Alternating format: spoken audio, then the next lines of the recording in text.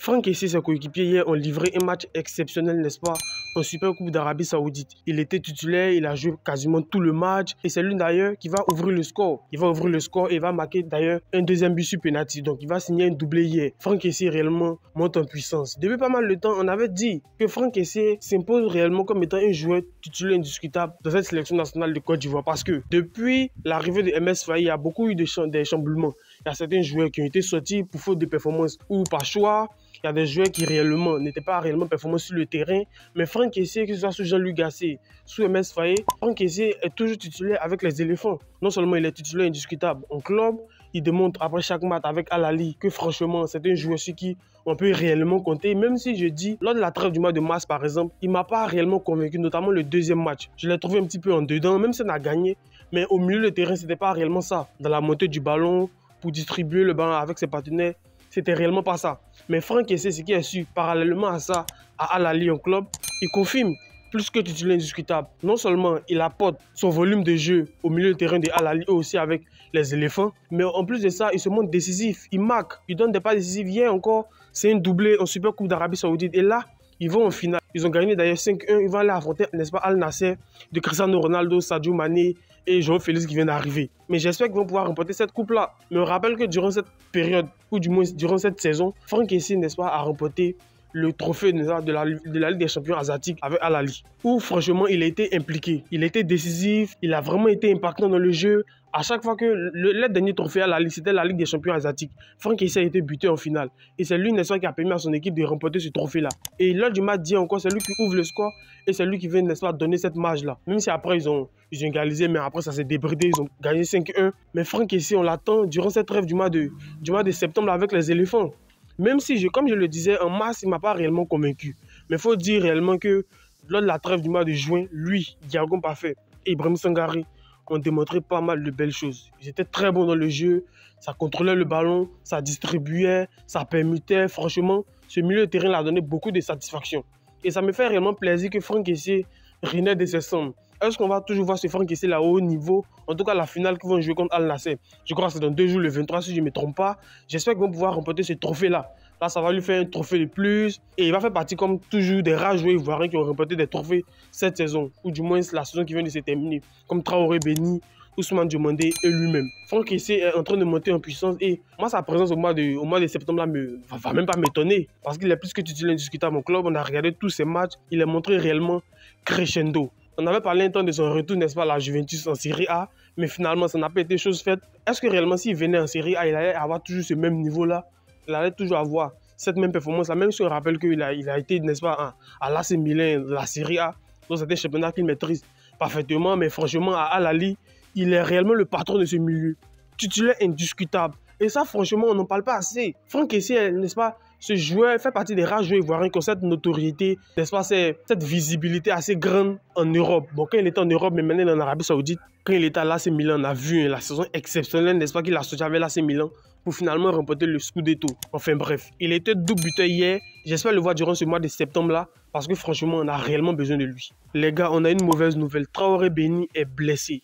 Mais actuellement, on ne sait pas encore la période de son indisponibilité. Mais ce qui est juste que hier, il ne faisait pas partie du voyage, ou du moins, il n'était pas sur la liste des joueurs qui ont affronté Copenhague hier. Parce qu'on rappelle que le FC Bâle, n'est-ce pas, est dans le tour de qualification pour se qualifier pour la Ligue des Champions. Ils ont été premiers, n'est-ce pas, comment ça s'appelle, dans le championnat de Suisse. Ils ont gagné, n'est-ce pas, la Coupe de Suisse. Donc, le fait d'être premier leur offre, n'est-ce pas, cette possibilité-là de pouvoir se qualifier pour la Ligue des Champions. Mais Traoré Béni n'a pas figuré sur la feuille de match, ni parmi les titulaires indiscutables, ni parmi les remplaçants. Et ça, franchement, c'est vraiment inquiétant. C'est vraiment inquiétant parce que, bon, hier, d'ailleurs, son équipe a fait 1-1. Ils ont très vite mené, mais après, ils se sont fait rejoindre au score. Shaqiri qui avait marqué sur un penalty. Franchement, moi, je ne sais pas. Traoré Béni est absent. Pour moi, réellement, ça me fait vraiment mal. Parce que là, on a la trêve du mois de septembre. Mais qu'est-ce qui se passe avec nos joueurs?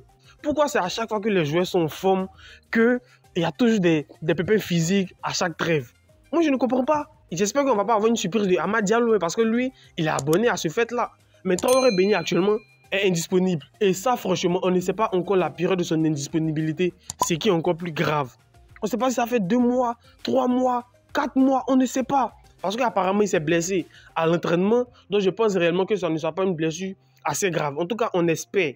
MS va dévoiler sa liste là, le 26 ou le 27. est-ce qu'il pourra figurer sur cette liste-là? Mais est-ce qu'il pourra surtout participer à cette trêve du mois de septembre? Comme je vous l'ai dit, il y a assez de concurrents à son poste. Il y a Simon Adingra qui est très bon à Sunderland et Yann Diomandé qui pourrait faire sa surprise. Donc, si réellement il veut venir prétendre une place de titulaire indiscutable, parce que pour moi, il a tout à fait les qualités, il est très bon. Non seulement sa saison qu'il a sortie était exceptionnelle, mais il a les qualités pour ça. Il était vainqueur du championnat, il a gagné la coupe. Il a toutes les qualités pour venir prétendre une place de titulaire indiscutable.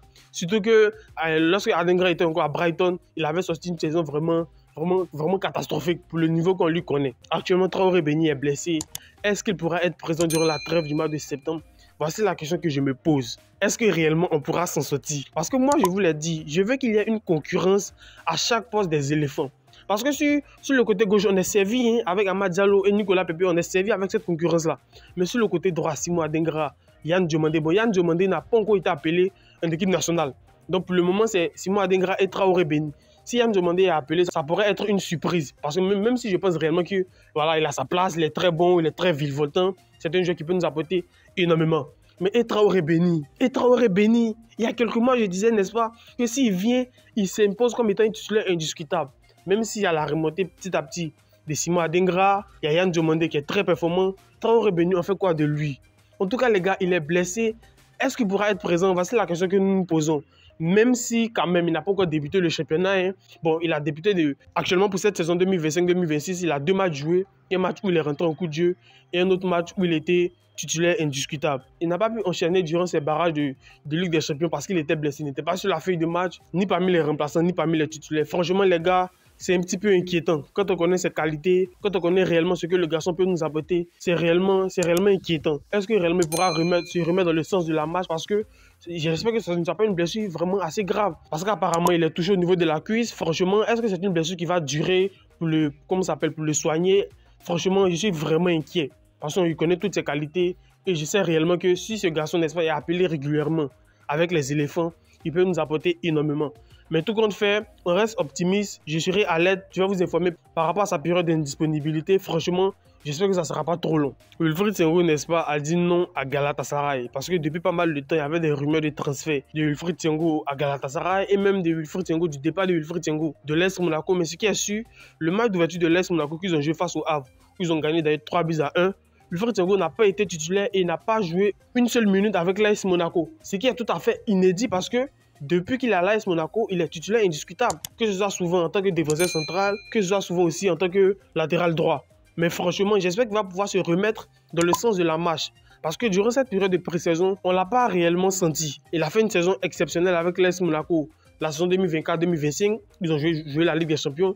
Il était titulaire, il a marqué des buts, il a donné des pas décisives en Ligue des Champions. Et que ce soit aussi en Liga, il était titulaire indiscutable. Il participait, n'est-ce pas, à la victoire de son équipe. Il contribuait réellement au jeu. Mais ça m'étonne réellement qu'un joueur assez important, assez, n'est-ce pas, titulaire indiscutable, un joueur dont on connaît réellement sa qualité, soit sur le banc. En tout cas, on ne sait pas ce qu'il s'est dit avec le coach. On ne sait pas réellement qui traverse actuellement à l'AS Monaco. Mais ce qui est sûr, c'est que Wilfried Senghor va rester à l'AS Monaco. Et pour moi, j'espère que, voilà, on est au début de la Ligue 1. On ne va pas trop se plaindre, on ne va pas trop se morfondre. La Ligue 1 vient de commencer. On ne va pas tout de suite dire le coach, voilà, est très malveillant, n'est pas bon avec Wilfried Senghor. On va se calmer et on va attendre. Parce que Wilfried Senghor, avec toutes les qualités qu'il a, ce n'est pas pour rester sur le banc. C'était titulaire indiscutable en équipe nationale de Côte d'Ivoire. Même si Guelado est voilà, la concurrence, mais Wilfried Senghor, même si je pense que Wilfried Senghor pas légèrement favori devant Guelado, mais Guelado aussi est très performant, ça il faut le souligner. Mais Wilfried Senghor, il a dit non à Galatasaray, donc il veut rester à l'AS Monaco. Et pour moi, c'est une sage décision. Parce que l'AS Monaco est dans cette quête-là, n'est-ce pas, de participer aux compétitions européennes. L'année dernière, ou du moins la saison qui vient de se terminer, ils ont participé à une compétition européenne, ils ont bien commencé. Ils ont commencé en fanfare, mais ça s'est terminé. En eau de boudin, ils n'ont pas réellement pu pérenniser assez de victoires, n'est-ce pas, en Ligue des Champions. Et cette année, ils vont retenter encore. Et j'espère réellement parce qu'ils ont l'effectif pour. Il y a Paul Pogba qui arrive au milieu de terrain, même s'il n'a pas joué. Il y a Ansu Fati, le Barcelonais, qui est arrivé aussi. Ça peut donner de très grandes choses. Et Wilfried Senghor peut lui apporter énormément. Donc là-bas, il évolue beaucoup en tant que défenseur central. Mais même si avec les éléphants, il évolue en tant que latéral droit, enfin bref. Et j'espère aussi que le fait qu'il n'a pas été titulaire face au Havre, c'est juste une petite gêne qu'il a reçue. Et non le fait que le coach ne lui fasse pas confiance. En tout cas, on espère qu'il sera titulaire parce qu'on attend de le voir, n'est-ce pas, durant cette trêve du mois de septembre. Sa vitesse, ce qu'il pourra nous proposer, n'est-ce pas, dans le jeu. face au Gabon notamment. Ok, on va s'arrêter sur ça. Donnez-moi vos avis dans les commentaires. Dites-moi ce que vous en pensez. Abonnez-vous si ce n'est pas déjà fait. Lâchez-moi votre like et on se retrouve pour une prochaine vidéo. Allez, peace out.